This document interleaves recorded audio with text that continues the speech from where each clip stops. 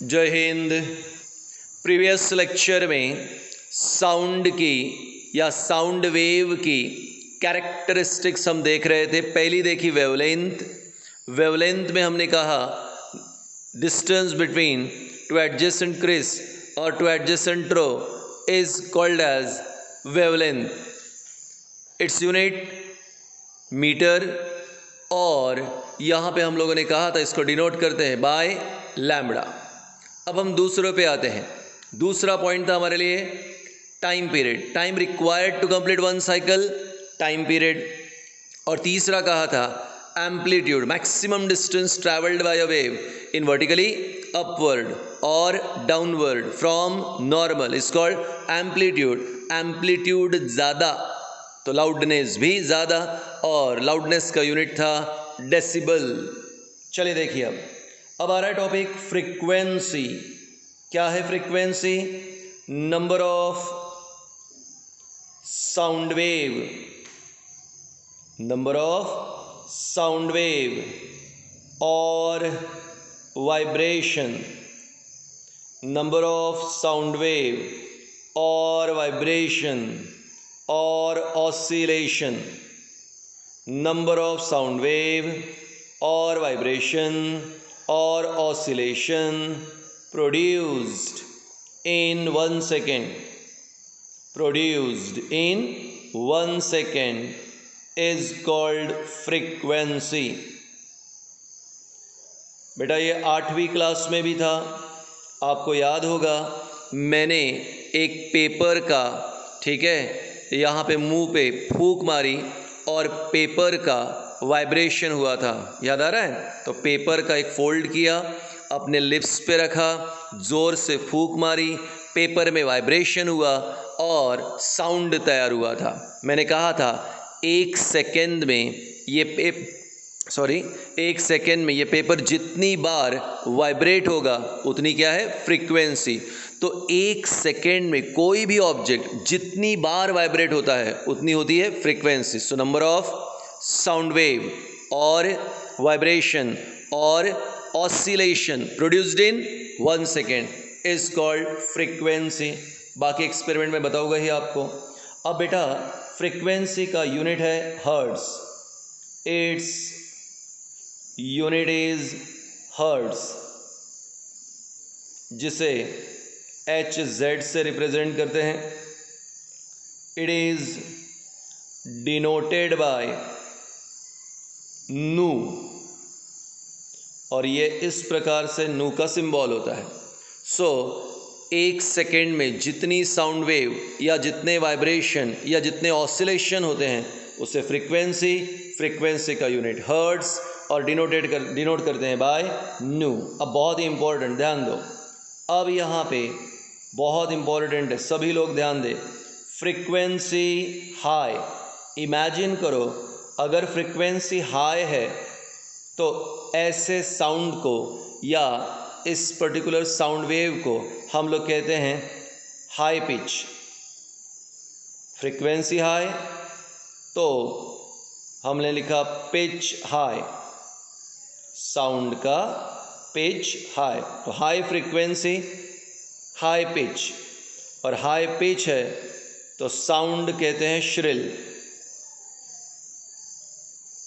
Frequency high, pitch high है मतलब sound shrill, और साउंड अगर श्रिल है तो बेटा distance travelled will be more. तो मोर फ्रीक्वेंसी मोर पिच साउंड श्रिल तो डिस्टेंस ट्रैवल्ड मोर। अब ज़रा उल्टा, फ्रीक्वेंसी लेस, और अगर फ्रीक्वेंसी लेस है तो पिच लो। पिच अगर लो है तो साउंड होर्स, और साउंड अगर होर्स है तो distance travelled will be less.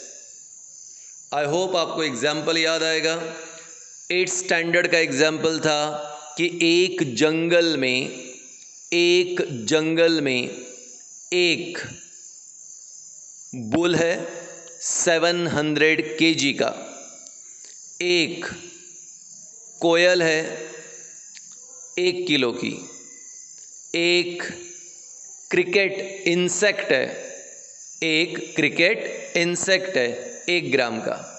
Cricket समझता है ना, और रात में चिल्लाता है। ज़रा तुम ध्यान दो, मैं अपना मुंह बंद रख रहा हूँ क्योंकि अभी मैं रात में वीडियो बना रहा हूँ और बाहर आवाज़ आ रही है क्रिकेट इंसेक्ट की। मैं मुंह बंद करता हूँ मेरा, शांत होता हूँ, सुनने की कोशिश करो। आई होप मोबाइल ने उतना आवाज़ कैच किया हो, पर बाहर अभी वो जो कीड़े होते हैं ना रात में चिल्लाते हैं, उन्हें क्रिकेट कहते हैं, उनकी आवाज़ आ रही, हिंदी भाषा में झिंगूर। ठीक है, तो अब हमने 3 एग्जाम्पल लिए। एक 700 किलो का बुल, दूसरा 1 किलो की कोयल और 1 ग्राम का क्रिकेट। अब हमने कहा सपोज कि चलो बुल से आवाज़ निकालते। बुल ने जंगल में ज़ोरदार आवाज़ लगाई, आवाज़ पहुंच गई 500 मीटर यानी आधा किलोमीटर। तो एक बुल की आवाज़ आधा किलोमीटर तक पहुंचती है। कोयल बेचारी छोटी सी, सिर्फ 1 किलो की, उसने आवाज़ लगाई, पहुंच गई 1 किलोमीटर। बोले सर कोयल तो इतनी छोटी है, फिर उसकी आवाज़ दूर तक क्यों गई? बुल की आधा किलोमीटर, कोयल की 1 किलोमीटर। आंसर, कोयल का साउंड श्रिल है और साउंड श्रिल तो डिस्टेंस ट्रैवल्ड भी मोर। फिर पूछा कोयल का साउंड श्रिल क्यों है? क्योंकि उसका पिच हाई। पिच हाई क्यों है? क्योंकि फ्रीक्वेंसी हाई। अब बारी आती है क्रिकेट की, इंसेक्ट की। मैंने कहा ना 1 ग्राम का 2 ग्राम का छोटा सा इंसेक्ट क्रिकेट। रात में उसने चिल्लाया और जैसे ही चिल्लाया सरप्राइजिंगली आवाज़ जाती है 3 किलोमीटर। मैं जानबूझ के रुक गया था, 3 किलोमीटर। अरे सर क्या वो इतने छोटे इंसेक्ट की 3 किलोमीटर तक आवाज़ जाएगी? ऑफ कोर्स जाएगी। Why? Frequency high, pitch high, sound shrill, distance travelled will be more. तो बेटा याद रखें, जितनी ज़्यादा फ्रीक्वेंसी उतना ज़्यादा पिच, जितना ज़्यादा पिच उतना ही साउंड श्रिल, और साउंड श्रिल तो distance travelled will be more. So number of sound wave or vibration or oscillation, number of sound wave or vibration or oscillation produced in 1 second is called frequency. Unit hertz denoted by nu. Formula F equals to 1 by T. याद रखें, F equals to 1 by T. Frequency equals to 1 upon T. तो amplitude पे कौन depend था? Loudness. और frequency पे कौन depend है? पिच। तो याद रखें फ्रीक्वेंसी पे कौन डिपेंड है? पिच। अब नेक्स्ट पॉइंट और कैरेक्टरिस्टिक्स में last, speed of sound, speed of sound, distance traveled by sound wave, distance traveled by sound wave in 1 second, distance traveled by sound wave in 1 second is called as speed of sound. Distance traveled by sound wave in 1 second is called speed of sound. Please ध्यान दो यहाँ पे, speed equals to distance upon time. Speed के लिए symbol v, distance के लिए s, time के लिए t। तो what is the formula? v is equal to s upon t। 1 second में साउंड वेव जितना डिस्टेंस ट्रैवल्ड करता है, 1 सेकेंड में साउंड वेव जितना डिस्टेंस ट्रैवल करता है उतना speed of sound. So distance travelled by sound wave in 1 second is called speed of sound. Speed is equal to distance upon time, v is equal to s upon t। Unit है इसका metre per second. Speed का unit metre per second. आपके knowledge के लिए, at 20 degrees Celsius. Speed of sound is 344 metre per second. तो बेटा हमने 5 characteristics देखी. पहली क्या देखी? वेवलेंथ. क्या कहा था वेवलेंथ में? Distance between two adjacent crest और trough is called as wavelength.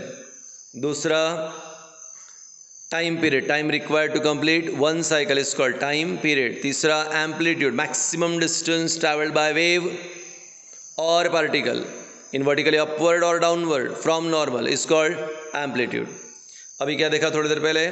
Frequency, number of sound wave और वाइब्रेशन और oscillation produced in 1 second is called frequency. Frequency पे पिच डिपेंड और लाउड और एम्पलीट्यूड पे loudness depend. Distance travelled by sound wave in 1 second is called speed of sound. Speed, distance upon time, unit meter per second.